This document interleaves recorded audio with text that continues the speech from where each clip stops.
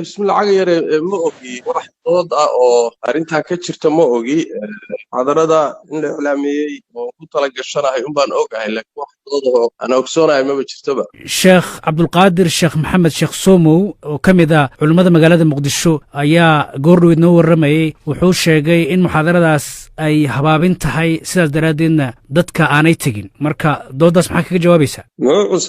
wuxuu leeyahay sheikha wuxuu aad u taageeraya afkaarta xag jirka marka isagoo afkaartaas taageeraya in uu haddana muxaadaro muqdisho ku qabto waa khalad weyn dowladku waxaan u malaynayaa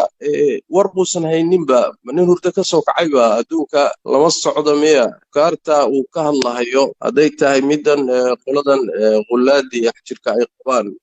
dadka keliya la dagaalamay annagaan ahayn ilaa bilowgii ilaa dhammaadkii halis badan u galay naftooda khatar loo geliyey culimmadiinnadii baa lagu laayay sida logsoon yahay marka wuxuu ka hadlaya ma garanin malaha wadaadku wuxuusan la soconin waxa jira iyo mawaaqifta culimmada iyo hadduu nin dee aqoon diineed leeyahay adduunka hadda jirana uu la socdaay waxaan u maleynayaa sidaa inuusan u hadleen laakiin waxaan u fahmay uun wadaadaan wax la socon waxyaabaha uu kugu eedeynaya waxaa ka mid ah in afkaar iyo fatwo aad soo saartay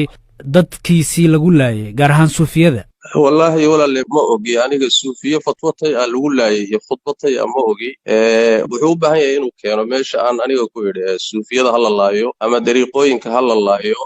أما قالوا سي جملة يضدوا قالوا دين تكبحري وري ماشي نقول يسأل لوجا بها هي دي warkaasi uu ka sugan yahay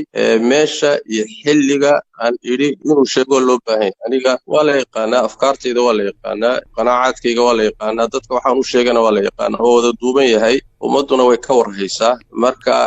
wadaadka isagaa looga baahan yahay inuu sugo waxa uu sheegayo muxaadaradan muqdisho aad ku qabanaysid maalinta beritaa yaad u sheegtay yaad kala hadashay dowladdu way ogtahay walaal qabanqaabadeedana qayb bay tahay aniguna nin dalka matufa ama ihi dalku waa dalkaygii meel alla meeshii ila qumanaatan waxba ka jeedin masaajidaan ka jeedin telefishinkaan ka jeedin goobaha khaaska baan ka jeedin wixii aan maslaxa u arko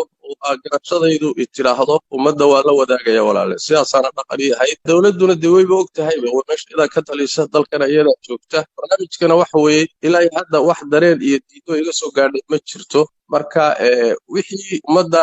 aan u faa'iideyn karno waa u faa'iideynaynaa waana dhaqan bayna ku ahayd walaal sheekh maxamed cabdi umal ujeedka meesha aad u tagtay markii hore wuxuu ahaa inaad gargaar gaarsiiso marka hawshaadii markaa gudatay soo inaad soo laabato oo saldhiggaa kusoo laabata ma ahayn intii aad muxaadara halkaa ka jeedin lahayd maadaama ay halkaa culimo joogaan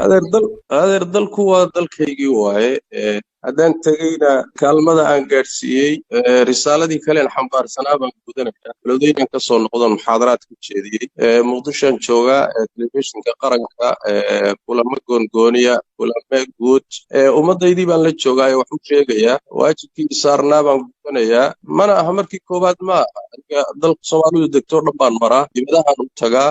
ummaddu waa dadkaygii waa ummaddaydii dalkuna waa dalkaygii waay marka nin iga xigsan kara ma jiro oo dhihi karaya maxaa muqdisho keeni maxaase dowladdii iyo madaxdeedii baan qaybaheeda kala gedisan